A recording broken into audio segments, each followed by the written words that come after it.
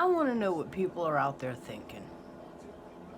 When you're allowing your children to talk to you any kind of way in your house where your name is on the lease or the title,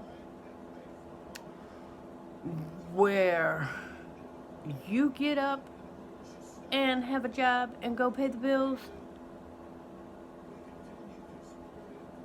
when your child can talk to you in a way that you wouldn't have imagined talking to an adult when you were their age, what in the world is going on?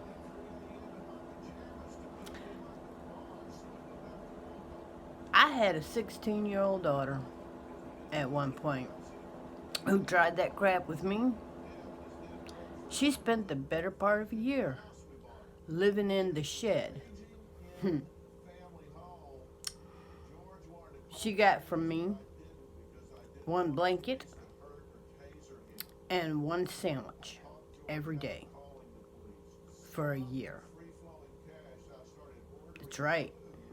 Because, see, if you're going to run something, it's not going to be my house. Now, she didn't die. She didn't freeze to death. She didn't starve to death. She was 16. Today she is 23, living with her husband and her 2 children. She learned a valuable lesson. You can do a lot of things in mom's house, but running ain't one of them. Talking crazy ain't one of them. Stealing, lying, not one of them. See, I had 2 other children behind her, which are today still living here. One is 17 and one is 15. They know to not try mama. I'm not going to tolerate it. And before you go trying to figure out where I live and calling DFS, you know, they knew. The cops knew that my daughter was living in the shed because, first off, it's the extra room, as they call it here in Missouri, which is attached to the house and is weather controlled. So I didn't have her in a tin house in the backyard. She was actually in a temperature controlled room with a door that had a lock on it. Here in Missouri, they don't call it a shed, which is what I call it because it's on the outside of my main house, and I use it as a storage place.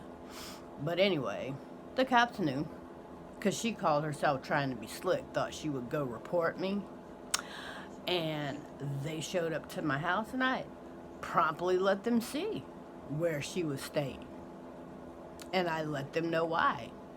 They shook my hand, commended me, and went on about their business. She hung her head and went back into her extra room, as they call it here in Missouri. See, you need to take a stand, and your kids need to know that they're not going to run your house unless you want them to. If you're okay with your kids treating you any kind of way, that's okay. Let them. Who am I to tell you how to let your kids treat you? But I guarantee you this, they aren't going to treat me that way. They're not going to treat me that way. I promise you that. And I can promise you when they're 18 and they move out or they go out into society, they're not going to treat society that way either. Because somebody's going to put them in their place. Somebody's going to do the job that you didn't. Because, see, not everybody's going to be their doormat. Not everybody's going to be walked on and talked to any kind of way. It's a great injustice that you do by allowing your children to not have consequences for their disrespect. On the job, it's called insubordination, and they'll be fired for it. In the street, it's called disrespect, and they'll get their ass beat for it.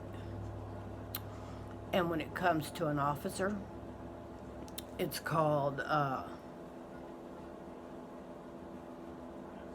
don't know, to be honest with you. It's called whatever the hell they want to call it, and they're going to arrest your kid and come up with some kind of charge and slap that kid in a cell.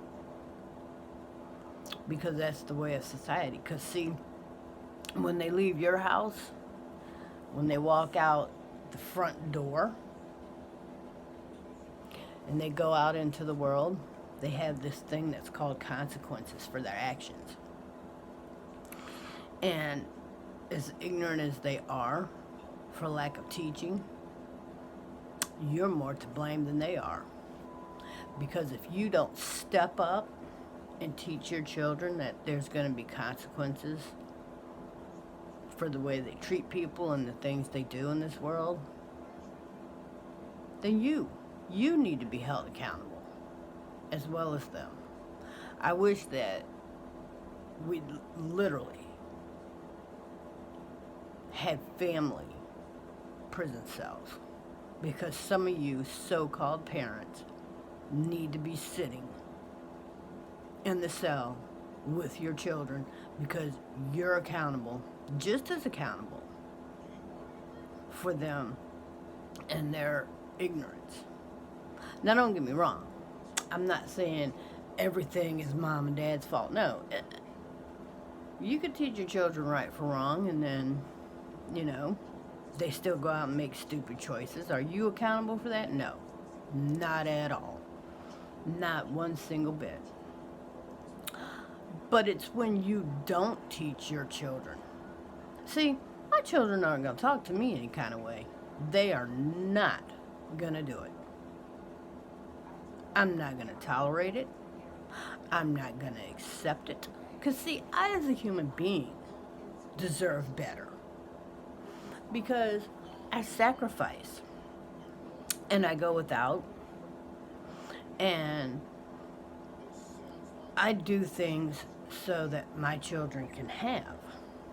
And when my sacrifice is no longer enough,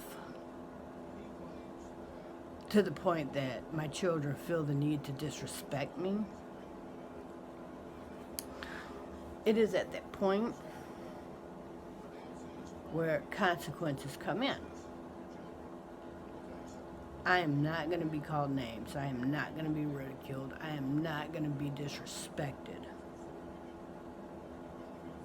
Now, don't get me wrong. I do allow my children to express themselves. I do allow them to have their opinion. I do allow them to have conversation within a respectable amount of reason. We discuss things. We have intelligent conversation, especially now that they're older. I mean, again, my children that still live at home are 17 and 15. And they are human beings that deserve respect and are entitled to speak reasonably and respectfully their opinion. Do I have to agree? No, not at all. Do they have to agree with me? Not at all. Not one bit. But what they do have to do is mind the respectfulness line. Because I am their mother. And guess what? If they would disrespect me, now I'm talking about 2 sons here. If I would allow my sons to disrespect me, you can imagine what they'd do your daughters. See, I look at boys, and I did this with my very own husband, because it's a telltale sign. If a male respects his mother, all things outside of that, he will respect, he will hold dear. If he is allowed to look at his mother and go, bitch,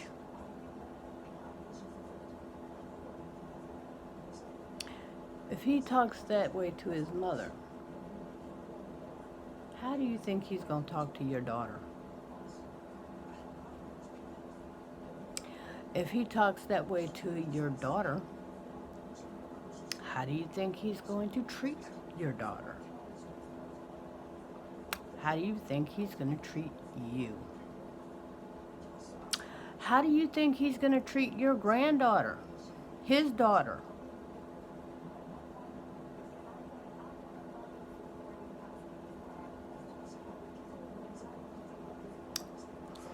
When I was considering my husband for marriage, believe you me, I took into great consideration the way he talked to and acted with and corresponded with his mother, because that showed me how he was going to treat me, not only as a human being but as a woman. Because if you can't respect the first woman in your life, you're not going to respect any other. So here's my promise to you about my sons.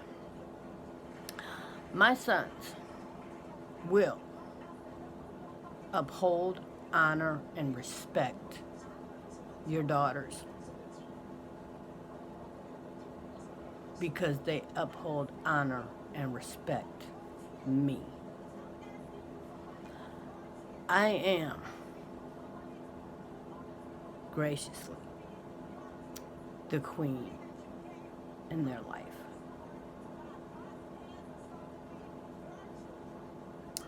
And until I am replaced graciously with your daughter and their wife, I hold that position with honor and respect. So let me tell you this, and then I'm going to be out. Don't allow your daughters to mistreat you, because I'm not going to allow your daughter to mistreat my son any more than I will allow my daughters, because I have two, they're grown now. I won't allow them to mistreat your sons. And I won't allow my sons to mistreat your daughters.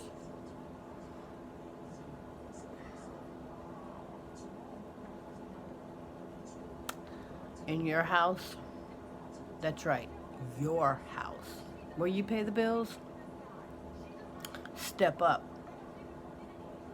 Be the queen and the king in those children's life that they need you to be. Because when you're done with them, everybody else is going to get a shot at them. And they might not be as loving and as understanding. Teach your children that there are consequences for their actions. Because if you don't, somebody else will. Have a great weekend. Take care of each other.